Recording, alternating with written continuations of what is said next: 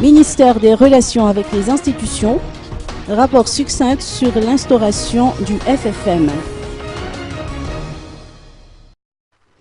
L'instauration du comité de réconciliation FFM est toujours un sujet de préoccupation du comité de suivi et de contrôle de la feuille de route. Des membres du FFM exigent en effet le maintien des anciennes méthodes de travail quant à la sélection et la nomination des membres de cette nouvelle institution, tel que l'a rapporté le ministre des Relations avec les institutions, Victor Mananchon. Par conséquent, et selon les rapports, l'instauration du FFM a été examinée dans l'ordre du jour du Conseil des ministres de mercredi soir. Apparemment, l'exécutif se serait décidé à suivre de près la nomination ainsi que l'instauration du FFM. Parmi les tâches qui sont confiées au FFM, la décision d'attribution de l'amnistie. En toute logique, si la date du premier tour des élections est maintenue au 8 mai, les électeurs devront être convoqués à partir du 8 février prochain.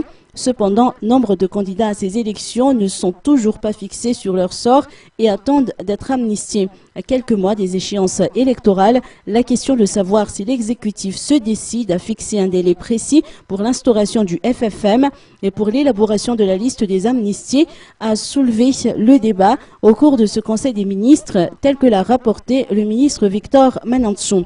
Les observateurs estiment en effet que le FFM sera la seule institution habilitée à asseoir une bonne fondation de la nation afin d'épargner à celle-ci les crises cycliques.